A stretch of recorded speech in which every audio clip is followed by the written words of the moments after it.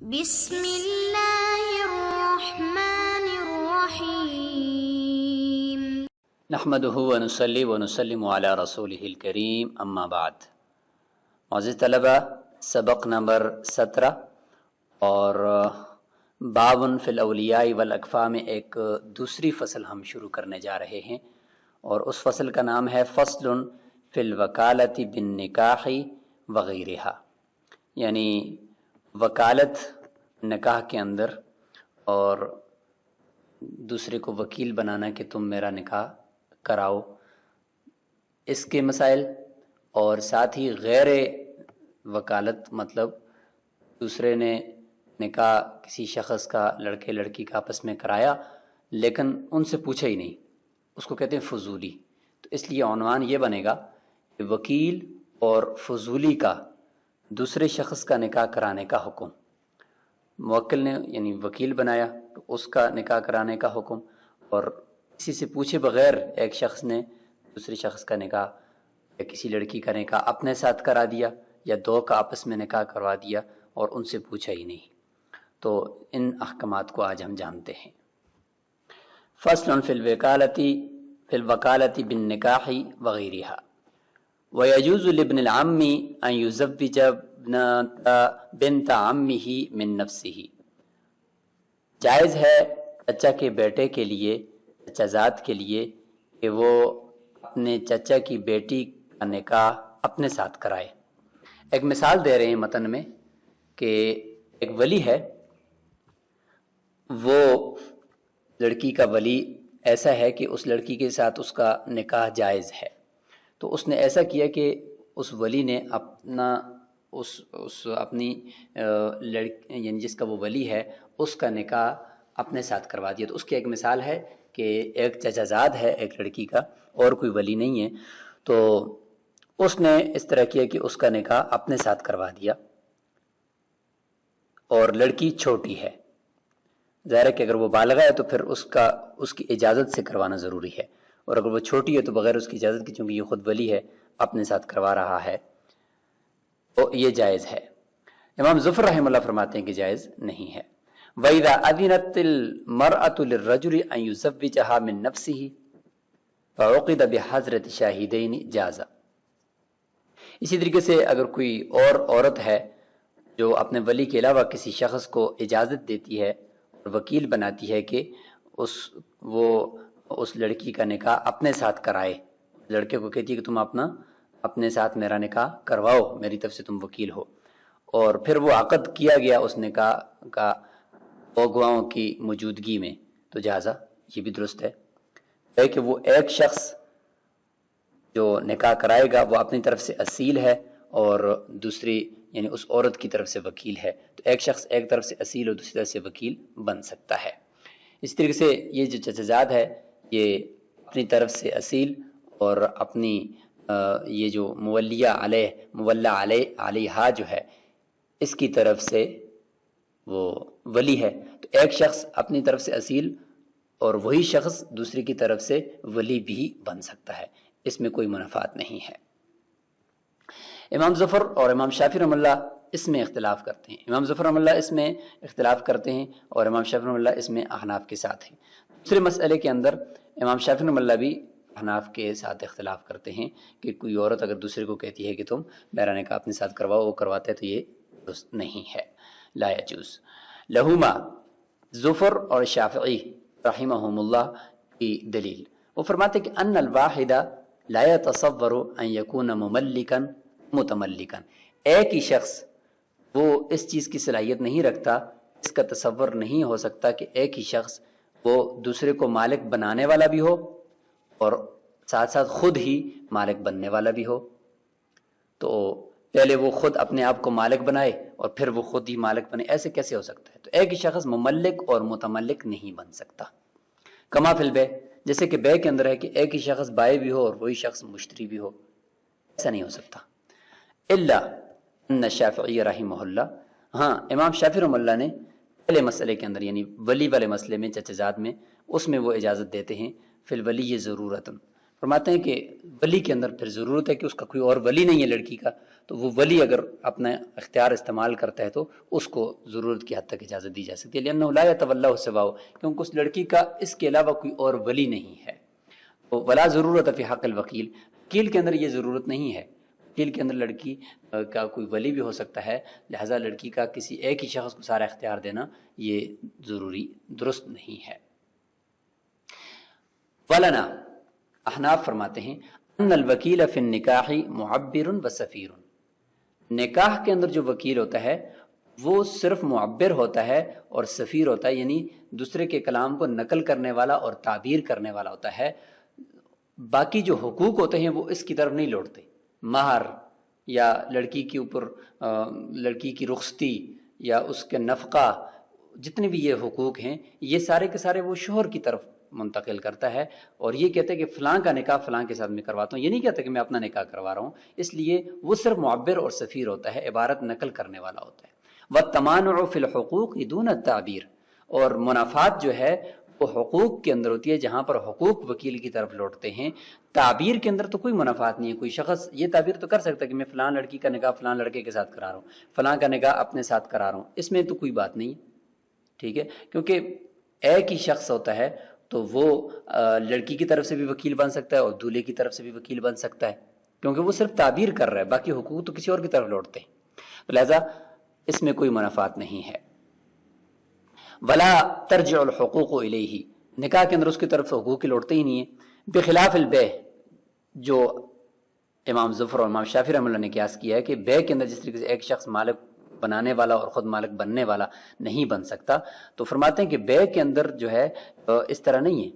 بیع کے اوپر قیاس کرنا آپ کا درست نہیں ہے، کیوں؟ اس لیے کہ لأنہ مباشر، کیونکہ وہاں پر جو وکیل ہوتا ہے خود عقد کرنے والا ہوتا ہے، حتی رجعت الحقوق الیہ، اور وہاں پر حقوق بھی اسی کی طرح لوٹتے ہیں۔ وہ یہ نہیں کہتا کہ میں فلاں کے لیے خرید رہا ہوں، بلکہ یہ کہتا ہے کہ میں خود خرید رہا ہوں، سمن بھی اس نے دینا ہوتا ہے، میں بھی پر قبضہ بھی اس نے کرنا ہوتا ہے، سارے حقوق اس کی طرف لوٹے ہوتے ہیں، تو لہٰذا اس میں منافات ہے کہ ایک ہی شخص بائع بھی ہو اور وہی شخص مشتری بھی ہو، ایسا وہاں پہ نہیں ہو سکتا، لہٰذا دونوں مسئلے الگ الگ ہو گئے۔ ولا ترجع الحقوق الیہ بخلاف البیع لأنه مباشر حتی رجعت الحقوق الیہ۔ وإذا تولى طرفیہ، پس جب یہ بات ثابت ہوگی احناف کے نزدیک کہ ایک شخص دونوں اطراف سے وکیل بن سکتا ہے، یعنی اگر کوئی شخص لڑکے کی طرف سے وکیل ہو لڑکی کی طرف سے وکیل ہو، تو وہ اگر دونوں طرف سے وکیل ہے تو وہ یہ لفظ کہے زوجت، میں نے فلاں لڑکی کا نکاح فلاں کے ساتھ کرا دیا، بس یہ لفظ جو ہے نا یہ ایجاب بھی اس سے ہو گیا، قبول بھی اس سے ہو گیا۔ یتضمن الشطرین، دونوں شطروں کو، یعنی ایجاب اور قبول جو دونوں رکن ہیں عقد کے، ان دونوں کو متضمن ہو جائے گا۔ ولا یحتاج الی القبول، دوسری طرف سے خود ہی اپنے قبول کا لفظ نکالنے کی ضرورت نہیں ہے۔ امام قدوری رحمہ اللہ فرماتے ہیں وَتَزْوِيجُ الْعَبْدِ وَالْأَمَةِ بِغَيْرِ إِذْنِ مَوْلَاهُمَا مَوْقُوفٌ، غلام کا اور باندی کا جو اپنا نکاح کرنا یا کسی کروانا مولا کی اجازت کے بغیر جائز نہیں ہے، مولا کی اجازت پر موقوف ہوگا وہ۔ ہاں فَإِنْ أَجَازَ الْمَوْلَى، اگر مولا اجازت دے دیتا ہے تو جازہ درست ہو جائے گا، ان ردہ، اگر مولا نے کہا کہ نہیں آپ کے لیے نکاح کرنا جائز نہیں ہے، بطلہ، نکاح ان کا باطل ہو جائے گا۔ اسی طریقے سے فرماتے ہیں کہ لو زوج رجل امرأة بغیر رضاها، کسی شخص نے دوسری عورت کا نکاح، کسی شخص نے کسی عورت کا نکاح اس کی رضامندی کے بغیر پڑھا دیا، اور رجلا بغیر رضاہ، یا کسی مرد کا نکاح اس کی رضامندی کے بغیر، اس سے پوچھے بغیر پڑھا دی، یہ آگے جی فضولی کے تصرفات شروع ہو گئے کہ دوسرے کی اجازت کے بغیر کروا رہا ہے، کوئی وکیل بھی نہیں بنایا کسی نے اس کو ولی بھی نہیں بنایا، کوئی نہ وہ ولی ہے نہ وہ کسی کا وکیل ہے، اپنی طرف سے کسی کے مرد کا نکاح اس نے کسی کے ساتھ کروا دیا، کسی عورت کا نکاح کسی مرد کے ساتھ کرا دیا، تو یہ بھی اس مرد یا اس عورت کی اجازت پر موقوف ہوگا، اگر اجازت دیں گے تو نکاح نافذ ہوگا ورنہ نہیں ہوگا۔ یہ احناف کے نزدیک ہے، اور دلیل احنافی کہ فإن كل عقد،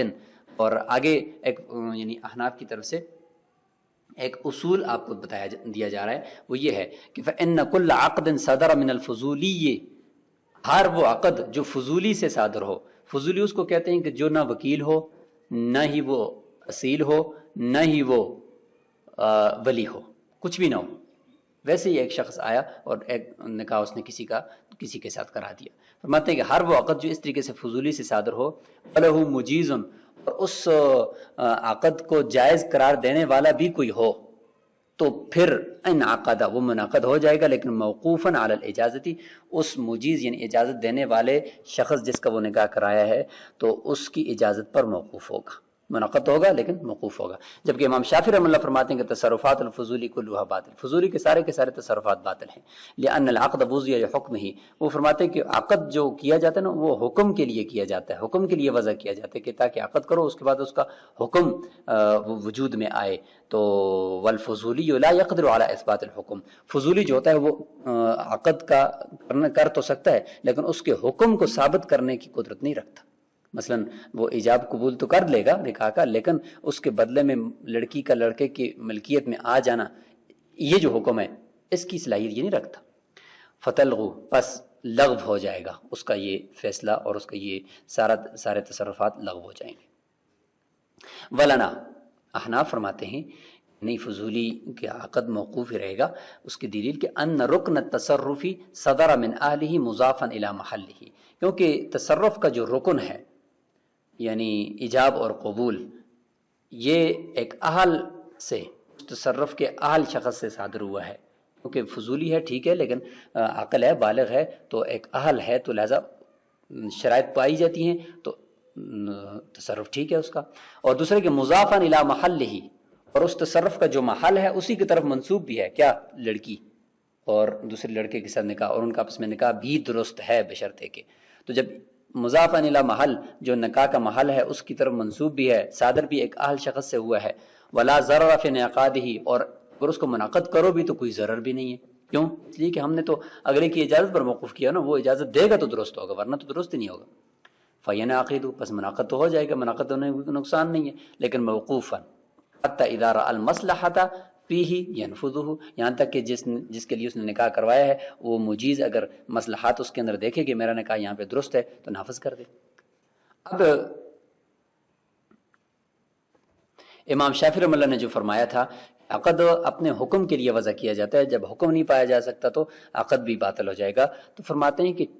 یہ بات تو صحیح ہے لیکن یہاں پر یہ تو نہیں ہے کہ حکم سرے سے پایا ہی نہیں جائے، بلکہ حکم کے اندر تھوڑی تاخیر ہو جائے گی اور وہ فی الحال نہیں پایا جائے گا، موقوف ہوگا۔ جب ادھر سے مجیز نے اجازت دے دی اس کو نافذ کر دیا تو اسی وقت حکم بھی آ جائے گا۔ تو فرماتے ہیں کہ حکم تھوڑا مؤخر ہو گیا اور ایسا ہو سکتا ہے، وقد یتراخى حکم العقد عن العقد، عقد کا حکم وہ تاخیر کا شکار ہو سکتا ہے عقد سے، جیسے کہ خیر شرط کے ساتھ آپ بے کرو تو 3 دن تک بے تو ہے لیکن بے کا حکم نہیں ہے، 3 دن کے بعد وہ حکم وجود میں آتا ہے۔ تو دیکھیں کبھی کبھار عقد پہلے ہو جاتا ہے، حکم تاخیر سے ہو جاتا ہے، اس میں کوئی مسئلہ نہیں ہے۔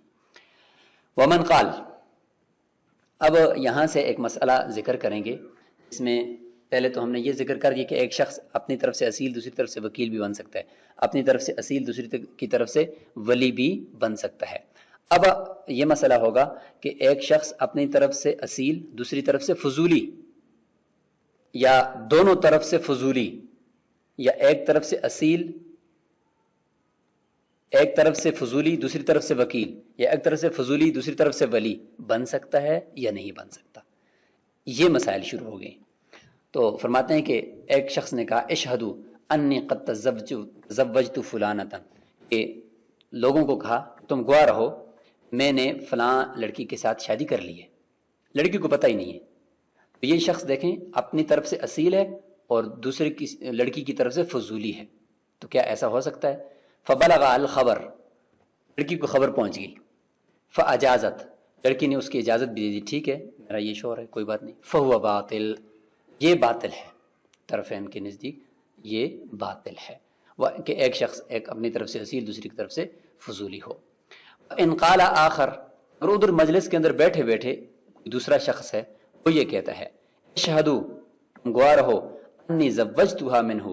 میں اسی فلاں لڑکی یعنی عائشہ جس کے بارے میں یہ آدمی کہہ رہا ہے اس کا نکاح اس مرد کے ساتھ جو یہ کہہ رہا تھا ابھی اس کے ساتھ میں نے کرا دیا ہے۔ تو یہ ایک تیسرا شخص ہے جو ان دونوں کے درمیان آ کر نکاح کرا رہا ہے، لیکن یہ کیا کر رہے، یہ اس لڑکی کی طرف سے فضولی ہے اور ادھر سے اس بندے کی طرف سے گویا کہ وکیل بن رہا ہے۔ تو فرماتے فبلغ الخبر فاجازت، خبر لڑکی کو پہنچ گئی، اس نے اجازت دے دی، اجازہ، یہ درست ہو جائے گا۔ اسی طریقے سے فرماتے ہیں کہ انکانت المرأۃ ہی التی قالت جمیع ذالک، عورت یہاں پر ہو اور وہ اس طرح کی بات کہہ دے ان ساری صورتوں کے اندر، اس میں بھی یہی حکم ہے۔ کیا مطلب کہ یہاں پہ عورت کہتی ہے اپنی مجلس کی عورتوں کو یا مردوں کو کہ تم سب گواہ رہو کہ میں نے فلاں مرد کے ساتھ نکاح کر دیا ہے، مرد کو پتہ چلے وہ اس کی اجازت دے تو یہ بات ہے۔ اگر ادھر مجلس کے اندر بیٹھا بیٹھا کوئی شخص کہتا ہے کہ میں تم گواہ رہو میں اس لڑکی کا نکاح فلاں مرد کے ساتھ کرتا ہوں، اور وہ مرد کو بات پہنچے اور وہ اجازت دیتے تو نافذ ہو جائے گا۔ فرماتے ہیں یہ طرفین کے نزدیک ہے۔ امام ابو یوسف رحمہ اللہ فرماتے ہیں کہ اذا زوجت نفسها غائبا، اگر کوئی لڑکی اپنا نکاح کسی غائب شخص کے ساتھ کرا دیتی ہے تو اپنی طرف سے اصیل ہے، دوسری کی طرف سے وہ فضولی ہے، فبلغہ، اور اس شخص کو خبر پہنچ جاتی ہے، فاجازہ، وہ اس کو نافذ بھی کر دیتا ہے، جازہ، یہ درست ہو جائے گا۔ یعنی ادھر جی جو پہلی صورت ہے ادھر مرد ہے اور اسی طریقے سے عورت بھی ہو، امام ابو یوسف فرماتے ہیں کہ دونوں صورتوں میں ایک شخص اپنی طرف سے اصیل دوسری طرف سے فضولی ہے، درست ہو جائے گا۔ حاصل حاصل اس کلام کا حاصل کیا ہے، پہلے اس کو ہم اردو کے اندر دیکھتے ہیں پھر یہاں آ کر دیکھتے ہیں۔ سب سے پہلے طرفین کا قول دیکھتے ہیں۔ طرفین فرماتے ہیں کہ ایک شخص ایک جانب سے اصیل اور دوسری جانب سے فضولی، یا دونوں جانب سے فضولی، یا ایک جانب سے فضولی اور دوسری جانب سے ولی، یا ایک جانب سے فضولی اور دوسری جانب سے وکیل نہیں بن سکتا۔ جبکہ امام ابو یوسف رحمہ اللہ فرماتے ہیں کہ ان سب صورتوں میں ایک ہی شخص دونوں جانب سے بن سکتا ہے، دونوں جانب سے فضولی بھی بن سکتا ہے، ایک جانب سے اصیل دوسری جانب سے فضولی بھی بن سکتا ہے۔ فرمایا کہ ان الواحد لا يصلح فضولیا من الجانبین، طرفین کے نزدیک ایک شخص دونوں طرفوں سے فضولی نہیں بن سکتا۔ ایک تو یہ ہو گیا، یعنی لڑکے کو بھی نہیں پتا لڑکی کو نہیں پتا کوئی شخص فضولی، اس کی مثال ہم نے اوپر یہاں پہ کر دی، یہ اس کی صورت تھی۔ اسی طریقے سے او فضولی من جانب و اصیل من جانب، اسی طریقے سے ایک جانب سے فضولی ہو اور دوسری جانب سے اصیل ہو، طرفین کے نزدیک یہ بھی نہیں بن سکتا۔ یہ تو بالاجماع تھا یہاں پہ جو مسئلہ ہوا، یعنی امام ابو یوسف کے نزدیک بھی اور سب کے نزدیک بھی۔ اور یہ جو صورت ہے یہ صورت ہے کہ اپنی جانب سے اصیل دوسری جانب سے فضولی، طرفین کے نزدیک نہیں بن سکتا، خلاف لو امام ابو یوسف کے نزدیک بن سکتا ہے۔ ولو جرى العقد بین الفضولیین، اور دو فضولیوں کے درمیان عقد ہو جائے، یعنی ایک ہی فضولی نہیں ہے کہ دونوں جانب سے وہ ہو نکاح کرا، لڑکی کی طرف سے بھی وہی ہے اور لڑکی کی طرف سے ایک ہی فضولی اور عقد کرا رہا ہے، یہ تو جائز نہیں ہے۔ لیکن لڑکے کی طرف سے الگ فضولی، لڑکی کی طرف سے الگ فضولی ہے، دو فضولی ہیں اور وہ نکاح کروا رہے ہیں، فرماتے ہیں یہ درست ہو جائے گا۔ او بین الفضولی والاصیلی، یا یہ کہ ایک جانب فضولی ہے اور دوسری طرف سے جو شخص ہے جو نکاح جس کے ساتھ کروایا جا رہا ہے وہ خود ہے، تو یہاں پہ دو پھر بھی پائے گئے، یعنی جانبین پھر بھی پائے گئی ہے، تو جائز بالاجماع، یہ بالاجماع جائز ہے، امام ابو یوسف کے نزدیک بھی جائز ہے اور طرفین کے نزدیک بھی جائز ہے، کیونکہ یہاں پہ کم از کم دو تو پائے جاتے ہیں نا، اگرچہ دو فضولی ہیں یا ایک اصیل اور دوسرا فضولی ہے۔ خرابی اس جگہ پہ کہ جہاں پہ ایک ہی شخص جانبین سے فضولی بن رہا ہے، خرابی اس جگہ پہ ہے جہاں پہ ایک ہی شخص اپنی طرف سے اصیل دوسری طرف سے فضولی بن رہا ہے، ادھر اختلاف ہے، جو طرفین کے نزدیک نہیں بن سکتا امام ابو یوسف کے نزدیک بن سکتا ہے۔ اب ہم دلائل کی طرف آتے ہیں۔ وہ یقول، امام ابو یوسف فرماتے ہیں کہ لو کان مأمورا من الجانبین، اگر ایک ہی شخص جانبین سے لڑکے لڑکی دونوں کی طرف سے اگر مأمور ہو، حکم دیا جائے کہ ہمارا نکاح کرواؤ، تو ینفذو، وہ جب نکاح کرواتا ہے تو ایک ہی شخص کے بارے میں ہم نے پہلے کہہ دیا کہ وکیل ہو تو وہ دونوں جانب سے ایجاب قبول کر سکتا ہے۔ جب اس طریقے سے کر سکتا ہے تو فَإِذَا كَانَ فضولیا، پھر جب وہ فضولی ہو تو پھر کیوں نہیں کر سکتا؟ یتوقف، کم از کم اس کا وہ کیا ہوا عقد موقوف تو ہونا چاہیے نا، جب دونوں جانب سے وہ فضولی ہے تو لہذا موقوف تو ہونا چاہیے نا۔ وَسَارَ كَالْخُلْعِ وَالطَّلَاقِ وَالْإِعْتَاقِ عَلَى مَالٍ، یہ اسی طریقے سے ہوگا جس طریقے سے خلا، طلاق اور اعتاق علی مال ہوتا ہے، یعنی تینوں صورتیں جو علی مال ہوتی ہیں۔ مثلا ایک شخص نے یہ کہہ دیا کہ میں نے اپنی بیوی کو گوارو، میں نے اپنی بیوی کو خلا دے دیا اور اتنے پیسوں کے عوض میں، یا تم گوارو میں نے اپنی بیوی کو اتنے پیسوں کے عوض میں طلاق دے دی، یا تم گوارو کہ میں نے اتنے پیسوں کے عوض میں اپنی بیوی کو آزاد کر دیا، تو یہ بھی گویا کہ ایک طرح کا عقد ہے نا۔ اگر مفت میں آزاد کرتا تو وہ تو کوئی مسئلہ نہیں تھا، لیکن یہاں پہ طلاق علی مال ہے، تو اس میں بھی فرماتے ہیں کہ اگر اس عورت کو پتہ چل جاتا ہے اور وہ اجازت دے دیتی ہے تو طلاق موقوف، یعنی پہلے تو اس کی اجازت پر موقوف ہوتی ہے، جب وہ نافذ کرتی ہے تو طلاق ہو جاتی ہے۔ تو یہاں پر بھی امام ابو یوسف فرماتے ہیں دیکھو ایک ہی شخص ہے،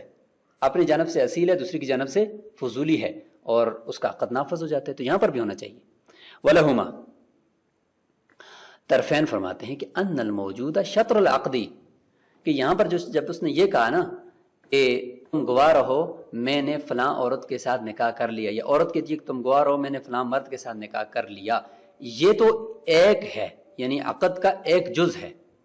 یہ عقد کا ایک حصہ ہے، یعنی ایجاب اور قبول دو ہوتے ہیں نا، ان میں سے یہ ایک شطر ہے، ایک حصہ ہے. اگر وہ لڑکی سامنے موجود بھی ہوتی، پھر بھی اگر لڑکا کہتا ہے کہ تم گواہ رہو میں نے اس لڑکی کے ساتھ نکاح کر دیا، تو یہ پھر بھی ایک ہی حصہ ہوتا، دوسرا حصہ اس لڑکی کی طرف سے قبول ہوتا تو تب ہوتا، ورنہ نہیں ہوتا. تو جب وہ لڑکی سامنے موجود نہیں ہے پھر بھی یہ ایک ہی حصہ ہے، دوسرا حصہ ابھی تک عقد کا پایا نہیں گیا. تو جب دوسرا حصہ پایا نہیں گیا تو یہاں پر اسی وجہ سے وہ لڑکی کے قبول کرنے سے پہلے یہ رجوع بھی کر سکتا ہے. فرمایا کہ لأنه شطر حالت الحضرتی یا شطر حالت الحضرتی، اسی لیے دیکھیں کہ یہ جو لفظ ہے کہ میں نے اس کے ساتھ نکاح کر دیا، یہ اگر وہ لڑکی موجود بھی ہوتی نا پھر بھی یہ گویا کہ ایک حصہ ہے، عقد کا ایک حصہ ہے، ابھی دوسرا حصہ قبول کے وقت آئے گا. فقضا عند الغیبہ، اسی طریقے سے اگر وہ عورت موجود نہیں ہے اس وقت بھی یہ لفظ اگر بولا جائے تو یہ عقد کا ابھی تک ایک حصہ ہے، تو بقیہ حصہ ابھی تک باقی ہے. تو فرماتے ہیں کہ وشطر العقد لا يتوقف على ما وراء المجلس، لہذا عقد کا جو ایک شطر ابھی باقی ہے وہ مجلس کے بعد کے اوپر موقوف ہوتا ہی نہیں ہے. لہذا مجلس کے اندر ضروری ہے نا کہ ایجاب جب پایا گیا تو اسی مجلس کے اندر قبول پایا جائے، مجلس کا متحد ہونا ایجاب و قبول کے لیے ضروری ہے، بے کے اندر بھی نکاح کے اندر بھی. لہذا مجلس کے بعد ہم کہیں کہ بھئی موقوف ہوگا، وہ لڑکی اجازت دے گی تو اس کے بعد قبول پایا جائے گا تو پھر یہ نکاح نافذ ہوگا، ایسا کرنا یہاں پہ باطل ہے، کیونکہ ابھی تک مجلس کے اندر اس کا قبول کرنے والا موجود ہونا ضروری ہے جو نہیں ہے، اس لیے یہاں پہ باطل ہے.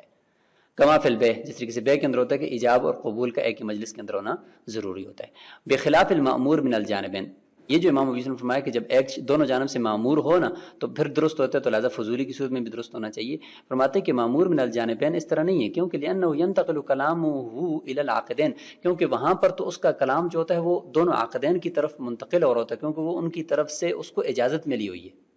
ان کی طرف سے وکیل ہے، لہذا جب وہ منہ سے بات نکالے گا تو وہ دونوں کی طرف جائے گی. تو یہاں پر فضولی کا تو ایسا نہیں ہے، تو اس لیے گویا کہ وہ ایجاب بھی ہو گیا قبول بھی ہو گیا، جیسے کہ سبق کے شروع میں ہم نے کہا. وما جرى بین الفضولیین، اچھا جہاں تک بات تھی دو فضولیوں کے درمیان، جس میں ہم نے کہا کہ بالاجماع، یا ایک فضولی اور ایک اصیل کے درمیان اگر عقد ہو رہا ہے تو یہ بالاجماع درست ہے، اس کی ہم نے بات کی، تو وہاں پر کم از کم ایک قبول کرنے والا دوسرا ایجاب کرنے والا مجلس کے اندر موجود ہے، لہذا عقد کے دونوں شطر وہاں پہ موجود ہیں، ٹھیک ہے، وہ عقد تام ہے. وقد الخلع واختاه، اسی طریقے سے خلا اور اس کی جو باقی اختیں نہیں، یعنی طلاق اور اعتاق، جس میں مرد نے کہا کہ میں نے اس کو طلاق دے دیا اور بیوی کو پتہ ہی نہیں ہے، مال کے اوپر طلاق، یا مال کے اوپر میں نے اپنی باندھی کو آزاد کر دیا، یا میں نے اس کے ساتھ خلا کر دیا اپنی بیوی کے ساتھ، ان کے اندر عقد کیوں تام ہو جاتا ہے؟ اس لیے کہ یہ مرد کے حق میں یہ تصرف ایسا ہے کہ یمین ہے، وہ ہے کہ مرد ایک طرح کی قسم کھا رہا ہے، تو اسی وجہ سے وہ عقد اسی کے حق میں نافذ ہو جاتا ہے. عورت کے حق میں اگرچہ وہ معاوضہ ہے، اگر عورت اس طرح کے الفاظ کہے گی تو وہ بھی درست نہیں ہوں گے، کیونکہ وہ ایجاب کر رہی ہے اور مرد کا قبول کرنا ضروری ہوتا ہے، لیکن مرد کے حق میں یہ کیا ہے؟ یمین ہے، قسم ہے، لہٰذا گوئے کہ مرد قسم کھا رہا ہے، اور یمین کا حکم یہ ہوتا ہے کہ وہ مجلس کے اندر وہ جس نے کھائی بس اس کے اوپر لازم ہوگی، دوسرے کے قبول کرنے کا انتظار اس میں نہیں ہوتا. ایجاب و قبول والا مسئلہ نہیں. فرماتے لأنه تصرف یمین من جانبی، وہ مرد کی طرف سے ایک قسم کا تصرف کرنا ہے، حتی یلزم، اور اس کی تفریح اور اس کی دلیل یہ کہ حتی یلزم، وہ ایک دم سے منہ سے نکالتے ہی مرد کے اوپر لازم ہو جاتا ہے، فیتم بہ، بس اسی مرد کے ساتھ ہی وہ تام ہو جائے گا، اس میں مجلس کے اندر دوسری کی طرف سے قبول کرنا ضروری نہیں ہے. تو یہ مسئلہ یہاں پر مکمل ہو گیا ہے، انشاءاللہ یہاں سے آگے اگلے سبق کے اندر ہم ذکر کریں گے. السلام علیکم ورحمۃ اللہ.